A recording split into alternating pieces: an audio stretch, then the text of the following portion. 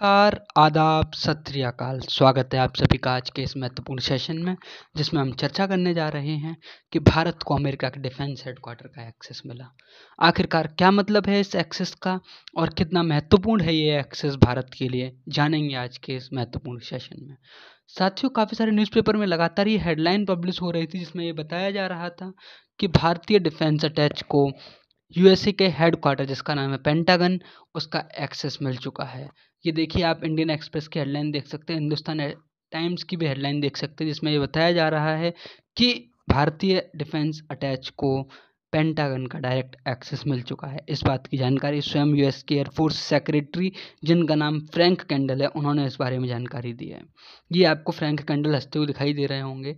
ये यूएस के air force secretary हैं। इन्होंने इस बारे में जानकारी दी है कि भारत को हमने डायरेक्टली एक्सेस दे दिया है पेंटागन का। ये साहब बताते हैं कि यूएस का पेंटागन का डायरेक्ट एक्सेस स्वयं इनके पास खुद नहीं है। वहाँ के जितने बड़े बड़े अधिकारी हैं, उनको भी डायरेक्टली एक्सेस नहीं है पेंटागन का। आखिरकार क्या मतलब है इस पेंटागन के एक्सेस का, जानेंगे अभी कुछ देर में। तो साथियों, जैसे हम बताते हैं, डिफेंस अटैच एक वर्ड इस्तेमाल हुआ था इस न्यूज़पेपर्स में, दोनों ही जगह इस्तेमाल किया गया है, इंडिया इज डिफेंस अटैच। तो जानेंगे अभी हम ये डिफेंस अटैच जो होते हैं तुम्हारे मिनिस्ट्री ऑफ डिफेंस के द्वारा किसी दूसरे देश में जो अधिकारी नियुक्त किए जाते हैं, जो कि डिफेंस डील या मिलिट्री डील को स्मूथली किसी दूसरे देश में करवा सकते हैं, उनको हम बोलते हैं डिफेंस अटैच।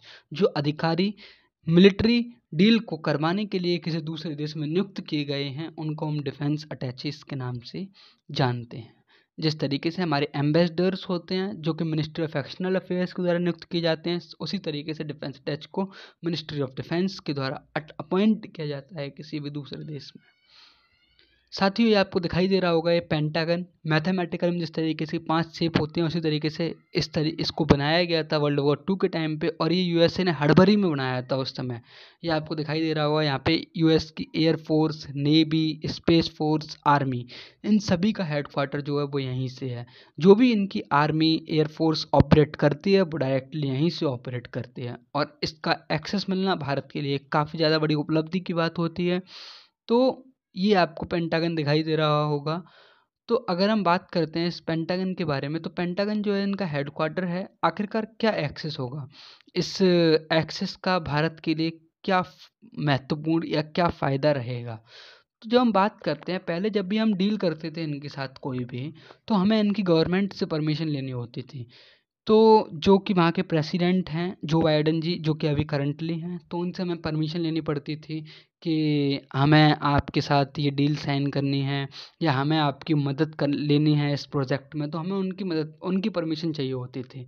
लेकिन जब से ये डील साइन हुई है, तब से हमें जो इंटर गवर्नमेंटल उनका इंटरफेरेंस रहता था, वो इंटरफेरेंस यहाँ से ख़त्म होगा। हम डायरेक्टली इस पेंटागन के हेडक्वार्टर के चीफ से या जो भी उस प्रोजेक्ट में मदद कर रहा होगा, हम उससे डायरेक्टली बात कर सकते हैं, डायरेक्टली हम डील कर सकते हैं इनके साथ। और इस तरीके की सुविधा यूएसए ने अभी तक किसी भी दूसरे देश को नहीं दी है। भारत एक पहला देश है जिसको ये सुविधा, इस तरीके की सुविधा यूएसए, अमेरिका जो है वो देने जा रहा है। आखिरकार इनके बहुत सारे ऑफिसर्स को भी ये इस तरीके की सुविधा, जो बड़े बड़े अधिकारी हैं, उनको भी इस तरीके के डायरेक्ट एक्सेस की सुविधा अभी इनको प्राप्त नहीं है, लेकिन भारत के लिए ये काफ़ी बड़ी उपलब्धि की बात होती है। आखिरकार ये यूएसए हमको इतनी बड़ी एक्सेस क्यों दे रहा है। तो साथियों, जब हम बात करते हैं, अभी हमारे रशिया के साथ काफ़ी ज़्यादा क्लोज संबंध हो गए हैं। जैसा कि हम बात करते, चाहे वो ब्रह्मोस 2 हो, जो कि हम हाइपरसोनिक मिसाइल बनाने जा रहे हैं रशिया के साथ। अभी हमने जो लास्ट सेशन लिया था, उसमें हमने बताया था कि रशिया से हम TU-160 बॉम्बर प्लान भी ले रहे हैं। तो इसी वजह से कि हम रशिया के ज़्यादा क्लोज ना चले जाएं, ये चाहते हैं कि यूएस, जो भारत है, वो रशिया के ज़्यादा क्लोज ना चला जाए, और इसलिए एक महत्वपूर्ण कदम उठाया गया है यूएसए के द्वारा कि भारत जो है यूएसए के साथ बना रहे और रशिया के ज़्यादा क्लोज ना हो। इस तरीके का सिस्टम जो है, इस तरीके का जो ये स्टेप लिया गया है यूएसए के द्वारा, वो साथियों इसलिए और लिया गया है कि यूएसए भारत के साथ काफ़ी समय से सोच रहा था कि भारत के साथ वो मिलकर जॉइंट वेपन सिस्टम बनाएं। जॉइंट वेपन सिस्टम का मतलब क्या है, ये आपको फ्रैंक कैंडल दिखाई दे रहे हैं। ये फ्रैंक कैंडल साहब जो हैं, काफ़ी समय से कह रहे थे कि भारत और यूएसए को एक साथ जॉइंट वेपन बनाने चाहिए, मतलब दोनों देश मिलकर किसी एक वेपन के ऊपर काम कर रहे हों। तो ऐसा यूएसए काफ़ी समय से सोच रहा था, किंतु ये काफ़ी समय से हो नहीं पाता था। कई बार मिनिस्ट्री ऑफ डिफेंस की वजह से वो प्रपोजल रिजेक्ट हो जाता था, तो कई बार वो व्हाइट हाउस के जो बाइडन के ऑफिस से रिजेक्ट हो जाता था। इस वजह से ये काम हो नहीं पाता था, लेकिन इस डिफेंस अटैची की परमिशन मिलने के बाद भारत को ये काम करने में काफ़ी ज़्यादा आसानी होगी, और साथ ही साथ यूएस एयरफोर्स के साथ हम काफ़ी सारे नए वेपन जो आने वाले समय में आपको देखने को मिलेंगे, वो बहुत जल्द ऐसा होने को उम्मीद जताई जा रही है। साथियों, अगर हम बात करते हैं इस पेंटागन की हिस्ट्री के बारे में, तो पेंटागन को वर्ल्ड वॉर सेकंड के टाइम पे बनाया गया था। मात्र 13,000 आदमियों ने इसको 13 महीने के अंदर दिन रात काम करके इस बिल्डिंग को तैयार कर दिया था। साथियों, अगर हम बात करते हैं इस पेंटागन के ऊपर हमला भी हो चुका है एक बार। जब हम बात करते हैं जो यूएसए का सबसे बड़ा आतंकवादी हमला माना जाता है 9/11 अटैक, उसी में एक फ़्लाइट थी अमेरिका की, पैसेंजर फ़्लाइट थी, इसका नाम था अमेरिकन एयरलाइन फ़्लाइट 77। उसमें इसका इस्तेमाल किया गया था। इस तरीके की उन्होंने हाईजैक कर लिया था इस विमान को, जिसका नाम है अमेरिकन एयरलाइन फ़्लाइट 77। ये आप देख सकते हैं, ये है अमेरिकन एयरलाइन फ़्लाइट 77, जिसका इस्तेमाल आतंकवादियों ने इस फ्लाइट को हाईजैक करके इसके हेडक्वार्टर की दीवार में दे मारा था, और जिस वजह से यहाँ पे काफ़ी ज़्यादा नुकसान देखने को हुआ था, और इनके काफ़ी सारे एम्प्लॉयज़, काफ़ी सारे जवान जो थे वो शहीद हो गए थे इस आतंकवादी हमले में।